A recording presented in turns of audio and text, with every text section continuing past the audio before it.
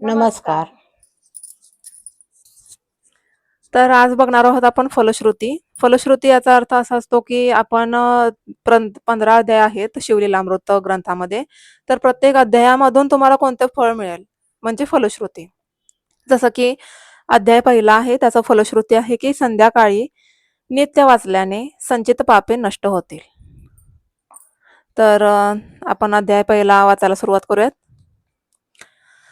श्री गणेशाय नमः, श्री सरस्वत्यै नमः, श्री गुरुभ्यो नमः, श्री सांब सदाशिवाय नमः.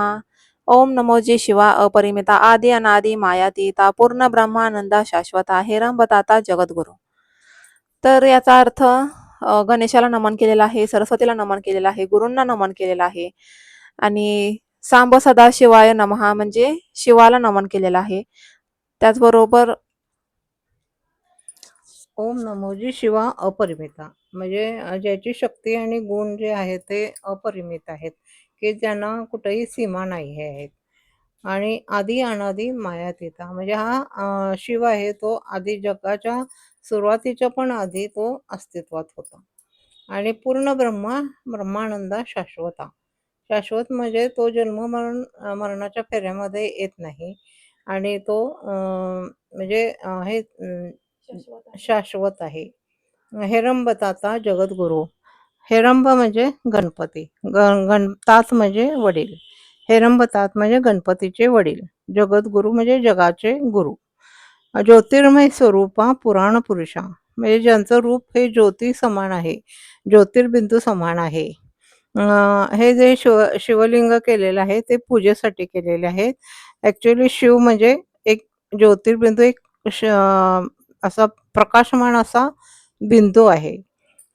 अनादि सिद्धा आनंद मनविलासा मायाचक्र चाळका अविनाशा, की यांचा कुठेही विनाश होत नाही आणि मायाचं चक्र चालवणारे आहेत ते. अनंत विश्वा जगतपते जय जय विरूपाक्षा पंचवदना कर्माध्यक्षा शुद्ध चैतन्या विश्वंभरा कर्ममोचक गहना मनोजदमना मनमोहन जो. मनोजदना म्हणजे मनातले विकारांचा ते दहन करतात, नष्ट करतात. आणि मनमोहन मन प्रफुल्लित ठेवण्यासाठी, प्रसन्न ठेवण्यासाठी पण ते मदत करतात. भक्त वल्लभ तू हिमनग जामात. हिमनग म्हणजे हिमालय पर्वत आणि जामात म्हणजे त्यांचा जावई, म्हणून त्याला हिमनग जामात म्हणतात. भाललोचन, भाल म्हणजे कपाळ आणि ज्यांच्या कपाळावर डोळा आहे त्याला लोचन म्हणतात आणि त्यांच्या असे ते भाललोचन. नीलग्रीव उमानाथ उमेचा पती.